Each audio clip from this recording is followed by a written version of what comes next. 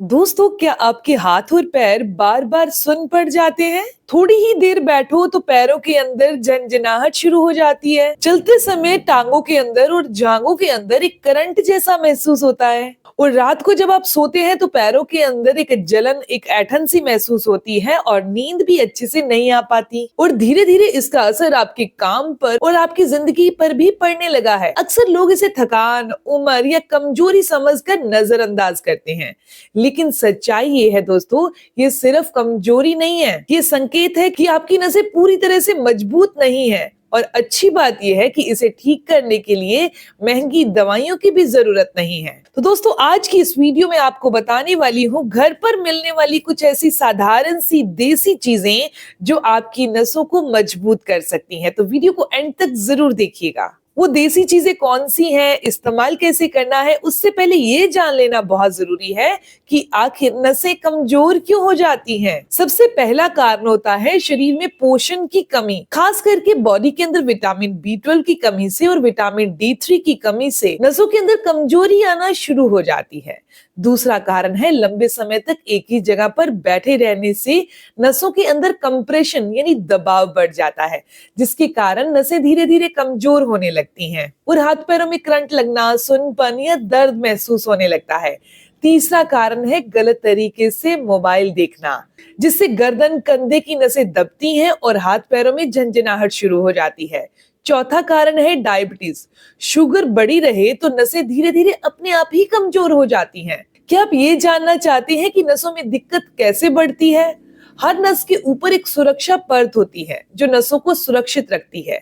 जब ये परत कमजोर हो जाती है तो नस ठीक से काम नहीं कर पाती, जिसकी वजह से सुन्नपन, झंझनाहट, जलन, करंट जैसा दर्द महसूस होता है।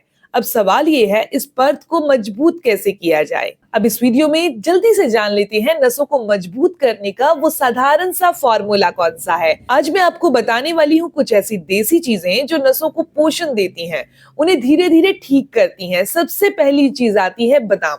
नसों के लिए बहुत फायदेमंद है। नसों की सुरक्षा परत को मजबूत करता है, हाथ पैरों में होने वाली झंझनाहट है या जलन है उसको कम करता है और नसों को रिलैक्स करता है।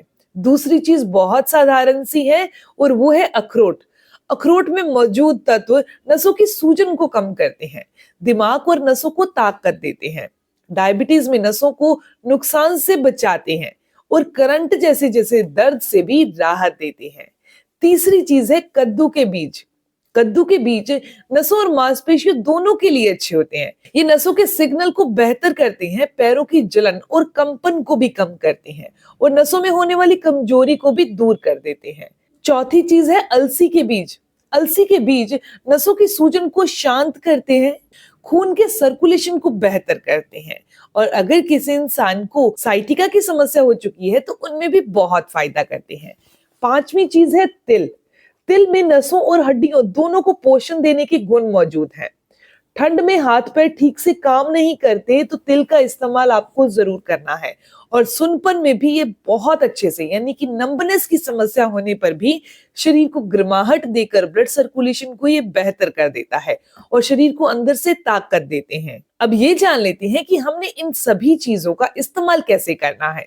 अलसी का इस्तेमाल, आपने 100 ग्राम अलसी को ड्राई रोस्ट करके पाउडर बनाकर रख लेना है। रोजाना 1 चम्मच की मात्रा में अलसी के पाउडर का इस्तेमाल करना है। दही में डालकर, सलाद के ऊपर डालकर या वैसे ही गुनगुने पानी के साथ ले लीजिए। इसके बाद जो कद्दू के बीज हैं, उन्हें 1 चम्मच की मात्रा में रोस्ट करके ऐसे भी खा सकते हैं, पानी में भिगोकर सुबह भी इसे खा सकते हैं। अखरोट और बादाम को तो आपको पानी में भिगोकर ही खाना है, चाहे गर्मी हो या सर्दी हो। जो भी व्यक्ति लगातार 15 से 20 दिन तक इसका इस्तेमाल करता है, रिजल्ट खुद उनके सामने होंगे, किसी से पूछना नहीं पड़ेगा कि क्या ये सारी की सारी चीजें नसों को ताकत देती हैं, बॉडी को स्ट्रेंथ देती हैं, क्योंकि आप उस ताकत को खुद महसूस करेंगे। फिर आपकी उम्र चाहे 40 है, 50 है, 60 है या 70 है, एक सही मात्रा में इसका इस्तेमाल करके, रेगुलर इस्तेमाल करके आप अपनी बॉडी को फिर से ताकतवर कर सकते हैं और नसों को सुरक्षित रख सकते हैं। दोस्तों, अगर आप नहीं चाहते कि सुन्नपन, झंझनाहट और करंट जैसा दर्द आपकी जिंदगी को धीरे धीरे जकड़ ले,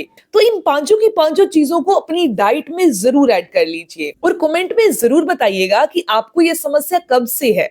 कहाँ पर आपको ये समस्या ज्यादा महसूस होती है, हाथों में या पैरों में? इस वीडियो को अपने माता पिता, बुजुर्गों और उन सभी लोगों तक जरूर पहुंचाइएगा जो दर्द को चुपचाप सह रहे हैं, क्योंकि ये जानकारी बहुत सारे लोगों को दवाइयों से बचा सकती है। ऐसी ही नेचुरल सी जानकारी के लिए आप दिव्या धवन चैनल को सब्सक्राइब कर लीजिए, बेल आइकन पर प्रेस करिएगा ताकि आपको आने वाली हर एक नई वीडियो की इन्फॉर्मेशन, उसके अपडेट्स मिलते रहें। मिलते हैं दोस्तों नेक्स्ट वीडियो में, तब तक के लिए गुड बाय।